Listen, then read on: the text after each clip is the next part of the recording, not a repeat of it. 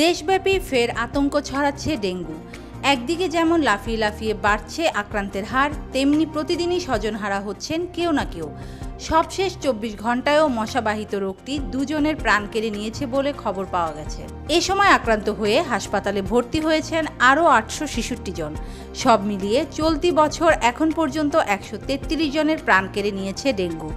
আক্রান্তের সংখ্যা এরই মধ্যে ২৫,০০০ ছুঁই।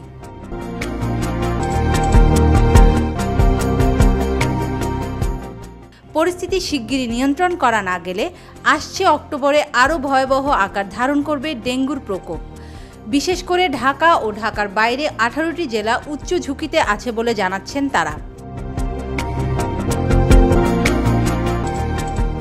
সংশ্লিষ্ট সূত্র বলছে, গত আগস্টে পুরো মাসে হাসপাতালে ভর্তি হয়েছিলেন ৬,৫২১ জন ডেঙ্গু আক্রান্ত রোগী, যেখানে প্রাণহানি ঘটেছে ২৭ জনের।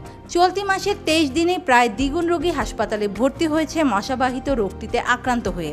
এখন পর্যন্ত ১২,০৩২ ডেঙ্গু আক্রান্তের হিসাব পাওয়া গেছে স্বাস্থ্য অধিদপ্তরের ওয়েবসাইট থেকে। এই ২৩ দিনে ডেঙ্গুতে প্রাণ হারিয়েছেন ৫০ জন, যাদের ২৫ জন মারা গেছেন শেষ ৭ দিনে। এছাড়া গত ১০ দিনে মৃত্যুহীন দিন যায়নি একটিও। এবার মৌসুম শুরুর পর থেকে ডেঙ্গুর সংক্রমণ বৃদ্ধির পেছনে কয়েকটি বিষয়কে দায়ী করছেন বিশেষজ্ঞরা। এর মধ্যে সবচেয়ে বেশি ভোগাচ্ছে মশক নিধনে প্রস্তুতির অভাব। বলা হচ্ছে, গণ আন্দোলনের সময় সিটি কর্পোরেশনের বিভিন্ন আঞ্চলিক অফিসে হামলার ঘটনায় এদিকে যেমন অনেক যন্ত্রপাতি নষ্ট হয়ে গেছে, তেমনি পরবর্তীতেও রাজনৈতিক প্রেক্ষাপটে এখনও যথাযথভাবে গুছিয়ে উঠতে পারেনি প্রশাসন। স্বল্প সময়ে যে প্রস্তুতি নেওয়া হয়েছে সরকারের পক্ষ থেকে, তা নিয়ে দেখা দিয়েছে প্রশ্ন।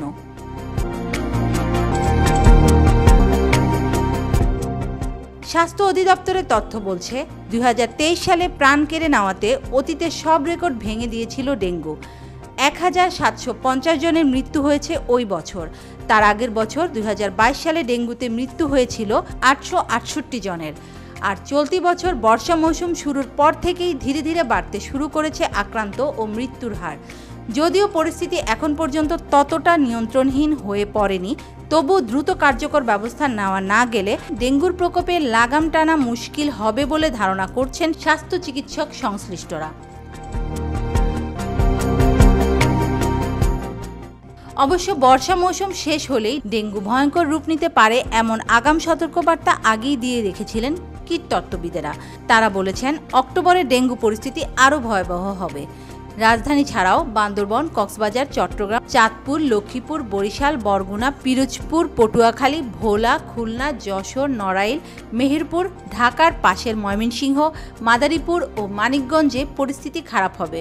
বিশেষ করে কক্সবাজারে রোহিঙ্গা ক্যাম্পের কারণে সৃষ্ট ঘনবসতি ও অস্বাস্থ্যকর পরিবেশে চোখ রাঙাচ্ছে কক্সবাজার ও চট্টগ্রামের দিকে। Desk news, media express.